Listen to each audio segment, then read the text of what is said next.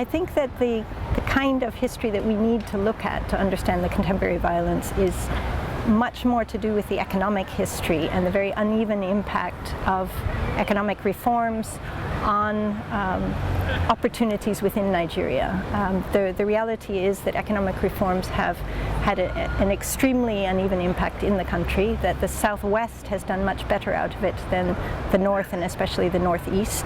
And because of the peculiarities of colonial history, the poor education policies in the North, the northern economy has been very much unable to seize new opportunities. It's also been badly gutted by structural adjustment reforms, such that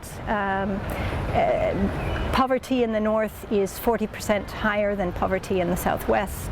Unemployment in the North is 3 times what it is in the Southwest, and illiteracy in the North is 4 times what it is in the Southwest. So I think we cannot understand what's going on in northern Nigeria unless we understand the very uneven impact of economic reforms on the country.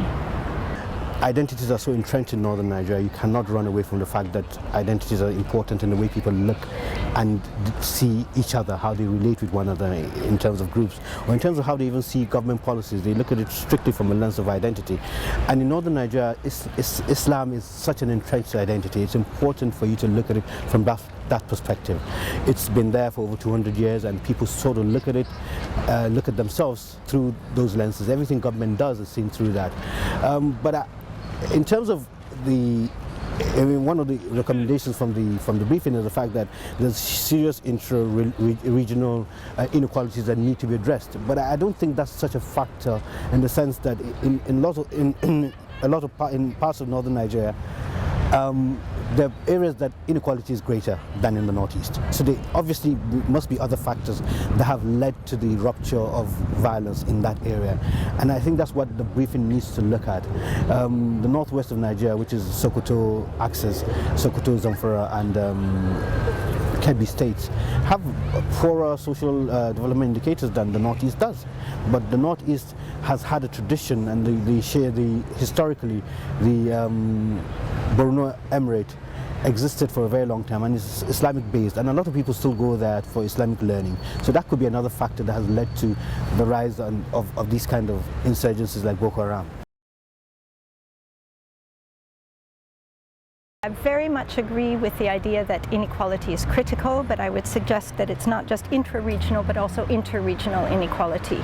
Both inequality between regions of Nigeria and inequality between the poorer sectors of society and the very corrupt and extravagant elites within northern Nigeria. I think the idea of trying to understand the local implications of Islam within these conflicts is also very important. The idea of the kind of pan-Al-Qaeda Islamic terrorism lens is not effective, and I'm glad to see that this research is trying to understand what specific narratives and forms and uses of Islam are doing and how they relate to insurgency.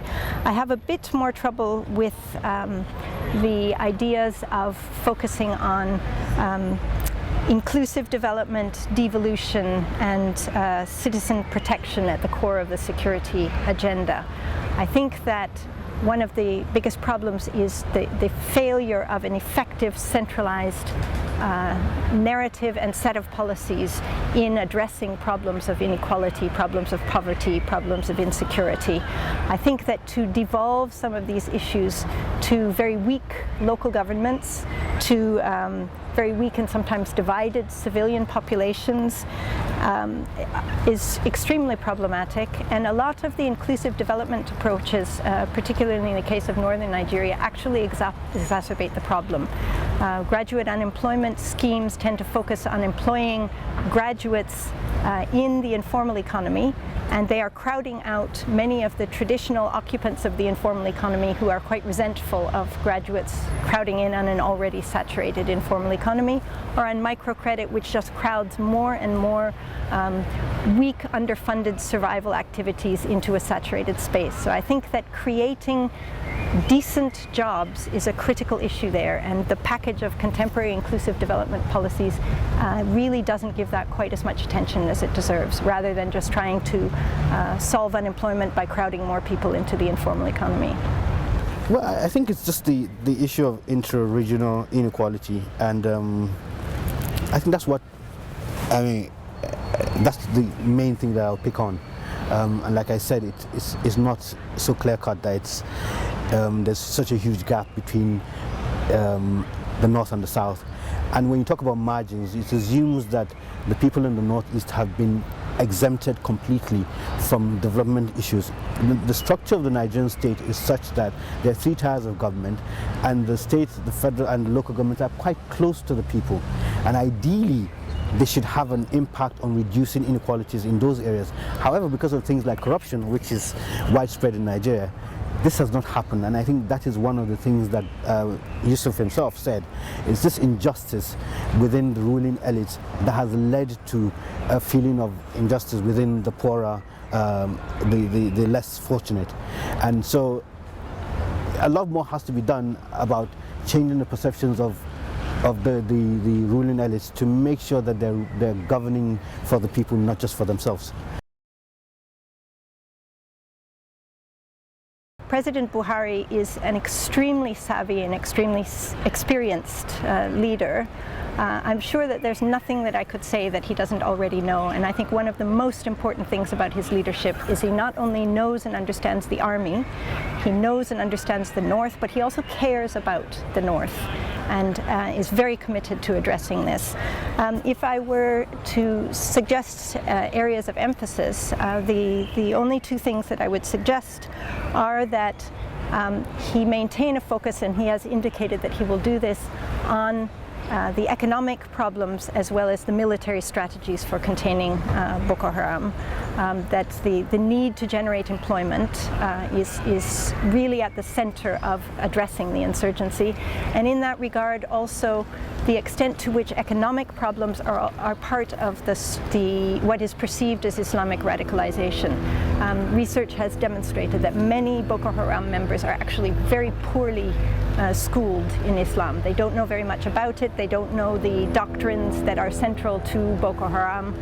Many of them are there for economic reasons or for reasons of conscription, which can't really be dealt with through de-radicalization or through an out-and-out military strategy, but actually requires a very concerted effort to create employment and opportunities for a decent livelihood for the bulk of northern Nigerian citizens. The new President Buhari could address the issues of Boko Haram insurgency in a number of ways. I think he has 2 things going for him. He's a former military ruler, so he has some experience. He was a former governor of actually the Northeast, so he knows the area that he's dealing with. And he has sworn to tackle the main problem, I think, which is driving almost everything that is wrong in Nigeria, which is corruption. And if he can tackle that and equip the military well enough, then the issue of Boko Haram surviving for maybe another couple of years will become less likely.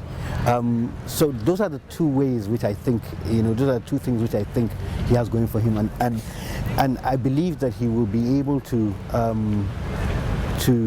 of course he needs to address the problems that exist in the military right now, and once he can do that and equip the military well enough, then I think that we might start to see some success against Boko Haram. It might not be as quickly as most people anticipate, but I believe that in the next 18 months we should see the end of at least minimal activities from Boko Haram, if not totally wiped out.